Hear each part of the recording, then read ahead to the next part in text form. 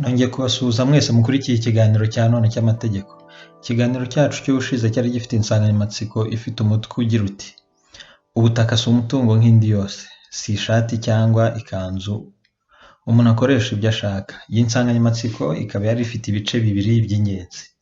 Igice cya mbere ari nacyo twaganiriyeho icyo gihe cyagiraga kiti ese ubundi uburenganzira umuntu agira ku mutungo we muri rusange ni ubuhe?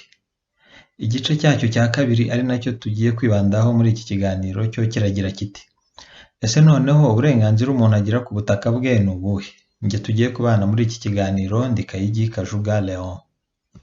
Twibukiranye ko mu gice cya mbere cy'iki kiganiro twibanze ku birebana no kumenya uburenganzira umuntu agira ku mutungo muri rusange. Twasanze ko kugira ngo umuntu agire uburenganzira bwuzuye ku mutungo we agomba kuba abufiteho ibintu bitatu. Ni ibi bikurikira: Isis uburenganzira bwo gukoresha umutungo wawe, fructis uburenganzira bwo gusarura ibikomoka ku mutungo wawe, na abusis uburenganzira bwo kwiyambura cyangwa kwikuraho umutungo runaka. Umuntu wese ufite isis, fructis na abusis aba afite uburenganzira bwuzuye ku mutungo we. Buriya rero ni nako bimeze ku butaka. Ariko kandi mwibuke ko twavuze ko ubutaka atari umutungo nk'indi yose. Muti rero gute? Mbere yo kuvuga ku burenganzira umuntu agira ku butaka bwe, ni byiza kubanza gusobanukirwa neza icyo ubutaka ari cyo. Turahera ku itegeko rigenga ubutaka ryo mu mwaka w'ibihumbi 2005. Iri tegeko mu ngingo yaryo ya kabiri agace ka 18 karebana n'ibisobanuro by'amagambo ryateganyaga ko ubutaka ari ubuso buriho ibinyabuzima nk'abantu, inyamaswa n'ibimera binyuranye hamwe n'ibitari ibinyabuzima nk'urutare, inyubako, ibikorwa remezo binyuranye, imigezi, ibiyaga, kimwe n'ikuzimu kwabyo n'ikirere cyabyo. Ibi bikaba bijya gusa n'ibyateganywaga n'itegeko rigenga ubutaka ryo mu bihumbi 2013 ari naryo ryasimbuye iryo muri 2005. Naryo mu ngingo yaryo ya kabiri agace ka 19 k'ibisobanuro by'amagambo riragira riti ubutaka ni ubuso buherereye ahantu hazwi kandi bufite imbago, hakubiyemo ikirere kiri hejuru yabwo, ibiri mu kuzimu kwabyo ndetse n'ibinyabuzima n'ibitari ibinyabuzima, ibyabwubatsweho n'ibyabushyizweho. Mu rwego rw'amategeko, ni umutungo utimukanwa ujyana n'uburenganzira ku buso bw'isi kuva mu nda y'isi kugeza mu kirere. Haba mu itegeko rigenga ubutaka ryo mu 2005 ndetse n'iryo mu 2013 yose avuga ko ubutaka ari ubuso buriho ibintu bitandukanye. Naho iryo mu 2013 ryo rikongeraho ko ubwo buso buherereye ahantu kandi bufite imbago. Naho itegeko ryo mu 2021 ari naryo rikurikizwa ubu, ryasimbuye iryo mu 2013. Ryo rivuga ko ubutaka ari umurima, ikibanza cyangwa isambu biherereye ahantu hazwi kandi hafite imbago, hakubiyemo ikirere kiri hejuru yabyo, ibiri munsi y'ubutaka bwabyo, ibinyabuzima biburiho, ibyabwubatsweho n'ibyabushyizweho. Murumva rero ko iri tegeko ryo mu 2021 ryo ritongeye kuvuga ko ubutaka ari ubuso, ahubwo ryo rivuga ko ubutaka ari umurima, ikibanza, isambu biherereye ahantu hazwi kandi hafite imbago.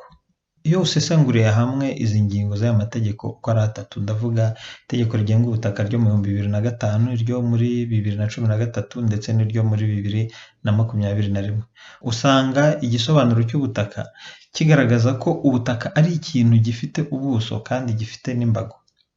Aho hantu hakaba hashobora kuba ikibanza, umurima, isambu, byose bikaba biriho ibinyabuzima n'ibitari ibinyabuzima, ibi byubatseho, ibiri mu kirere ndetse n'ikuzimu. Murabizi ko ku byangombwa by'ubutaka haba hariho nyir'ubutaka cyangwa ba nyirabwo iyo ari benshi, aho ubutaka buherereye, ubuso, nimero muyuzi ya nimero ya UPI, ari byo byitwa Unique Plot Identification mu rurimi rw'icyongereza. Mbese twabigereranya n'irangamuntu y'ubutaka. Iyo ufite UPI y'ubutaka ni icyo cyangombwa, niyo nimero y'ubutaka bwawe. Ahasigaye ikindi dusangaho ni uko haba hariho imbago z'ubwo butaka, tutibagiwe n'ubuso bwabwo nk'uko twari tumaze kubivuga haruguru n'ibindi byinshi. Ibi bivuga ko niba ufite hegitari 5 z'ubutaka, igice kimwe ugihingamo, ikindi ukacyororamo, ntabwo ufite uburenganzira kuri ubwo butaka gusa, ahubwo n'ibiri hejuru ndetse n'ikuzimu byose ni ibyawe.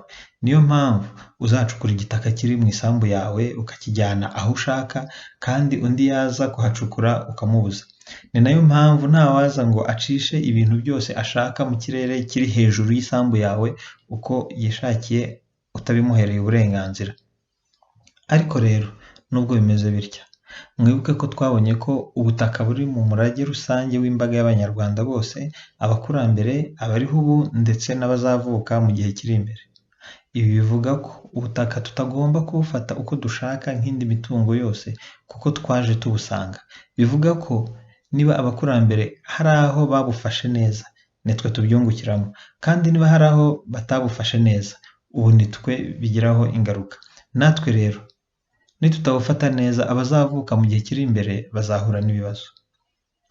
Ni byiza nanone kumenya ko umuntu nta burenganzira afite ku mutungo kamere uri mu butaka bwe, kuko ingingo ya 43 y'itegeko rigenga ubutaka ryo mu 2021 igira iti: bitabangamiye uburenganzira umuntu afite ku butaka n'ibyo abutungiyeho, uburenganzira bwose bwo gutunga no kugenzura umutungo kamere uri ku butaka munsi cyangwa hejuru y'ubutaka bw'u Rwanda bihariwe leta gusa hakurikijwe amategeko abigenga. Aha bishaka kuvuga ko ubutaka bwawe haramutse habonetsemo nk'amabuye y'agaciro cyangwa se kariyeri, ntabwo byaba ari ibyawe, biba ari ibya leta. Niyo mpamvu tugomba kumenya ko hejuru y'uburenganzira buri wese afite ku butaka bwe, amategeko agenga ubwo buso bw'ubutaka bwe agenda agongana n'andi mategeko menshi nayo afite icyo ateganyiriza ubwo butaka atunze. Kugira ngo twumve neza ukuntu ubwo burenganzira umuntu afite ku butaka bwe bugenda bugongana n'andi mategeko, mureke twifashishe uru rugero. Uburenganzira ku ishati cyangwa ikanzu yawe buri mu maboko yawe. Ishati yawe ushobora kuyambara igihe ushakiye. Iyo kanzu yawe wayitiza cyangwa ukayiha uwo ushaka, nta muntu n'umwe ushobora kuguha amabwiriza arebana n'ibyo ugomba kuyikoresha. Ariko iyo bigeze ku butaka siko biba bimeze. Nibyo koko turabizi. Nibyo uburenganzira ku butaka bufitwe na nyirabwo. Ni ukuvuga ngo niba wowe ufite ubutaka bukwanditseho ko twabibonye hejuru, n'ubwawe ubufiteho uburenganzira busesuye. Ariko mu gukoresha ubwo burenganzira hazamo n'abandi bantu nabo bafite icyo bagusaba cyangwa basaba nyir'ubutaka. Abo bantu ni nk'abandi. Uzabona nk'inzego z'ubuyobozi, twavuga nk'akarere cyangwa abantu bashinzwe iby'ubutaka, abaturanyi bawe, abahinzi runaka, urwego rushinzwe imisoro, sosiyete zishinzwe ibirebana n'itumanaho. Urugero twavuga nk'iyo baje gushyiraho fibre optique, abo bantu ntabwo wababuza. Abashinzwe amazi, amashanyarazi, inzego ndetse n'amashyirahamwe ashinzwe kurengera ibidukikije, abashakashatsi mu by'amabuye y'agaciro n'abandi. Ibi byose birashaka kuvuga ko ku butaka bwawe wiguriye cyangwa warazwe n'ababyeyi bawe, hari ibintu bikorerwaho rimwe na rimwe nta nyungu bwite wowe ubifitemo, ariko ukaba udashobora kubyanga. Twatanga ingero. Umuturanyi azagusaba inzira kandi ntuzayimwima. WASAC izacisha itiyo y'amazi mu isambu yawe kandi ntuzabyanga. Abashinzwe amashanyarazi n'itumanaho nabo bazahacisha insinga. Abashinzwe ibidukikije bazakubuza gutwika ishyamba ryawe ndetse banakubuze gusarura ibiti bitarakura kandi ari wowe wabyihingiye. Ibi byose bizakorerwa ku butaka bukwanditseho. Ariko rero cyaba ari ikibazo ibi byose bikorwa tumaze kuvuga haruguru ubifashe nk'aho wahohotewe. Sibyo rwose. Ni ngombwa kumva ko bene ibi bikorwa byose bikorerwa ku butaka bwawe biba biri mu nyungu rusange. Ngaho ibaze nawe, ari wowe bibayeho umuturanyi wawe akanga ko itiyo izana amazi iwawe ica mu marembo ye. Ibaze wubatse ukaba udafite inzira ikugeza ku nzu yawe kuko umuturanyi yayikwimye.